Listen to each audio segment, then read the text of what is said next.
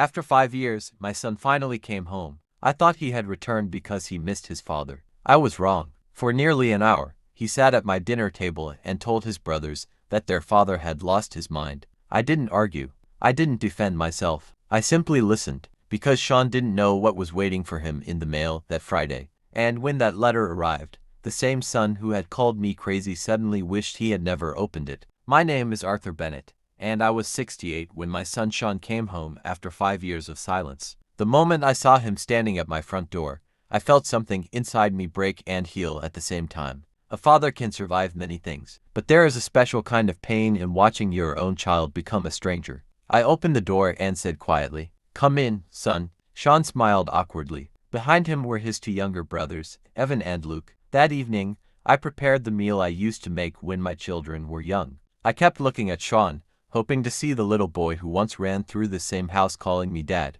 but that boy was gone. During dinner, Sean suddenly laughed. Then he looked at his brothers and said, "You know Dad has been acting strange for years, right?" The room went silent. Evan lowered his eyes. Luke stopped eating. Sean continued, "He keeps talking about documents, old accounts, and things that don't make sense.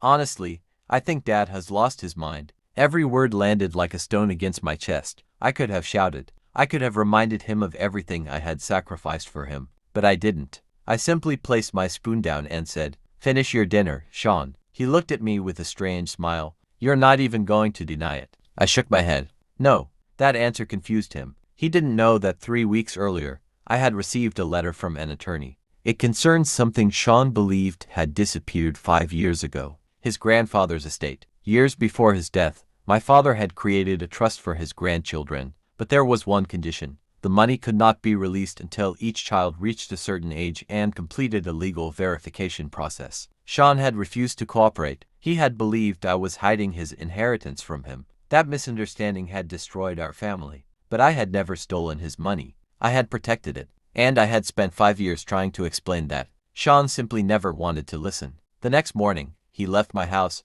Before walking away, he said, "Dad, you need help." I watched him disappear down the driveway. Then I whispered to myself, "Maybe one day you'll understand." Friday morning, the letter arrived. Sean received his copy that afternoon. The document contained everything: bank records, legal statements, trust documents, and proof that I had never touched a single dollar belonging to him. But there was something else, a handwritten note from his grandfather. It said that if Sean ever accused his father of stealing from him, he should first read the truth before judging the man who had protected him. Sean called me that evening. I answered. For several seconds, neither of us spoke. Then I heard his voice trembling. "Dad." I closed my eyes. "Yes, son, I was wrong." Those 3 words were all I had wanted for 5 years. But strangely, they didn't make me happy. They made me tired. Because sometimes an apology arrives after the heart has already spent years learning how to live without it. Sean came back the next morning. He stood at my door with tears in his eyes. "I thought you didn't love me."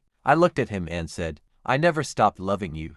I just stopped begging you to believe me." He hugged me, and for the first time in 5 years, I felt my son in my arms again. Not the angry man from that dinner table. Not the son who had called me crazy. Just my little boy, the one I had been waiting for. That night, Sean asked me, "Dad, why didn't you defend yourself when I insulted you?" I smiled sadly. "Because truth doesn't become false just because someone refuses to believe it." He lowered his head, and I placed my hand on his shoulder. "Son, money can be returned. Trust can sometimes be rebuilt. But time." I paused. "Time never comes back." Sean cried, and so did I. Because the greatest revenge wasn't watching my son regret his words. It was finally seeing him understand the truth, before it was too late.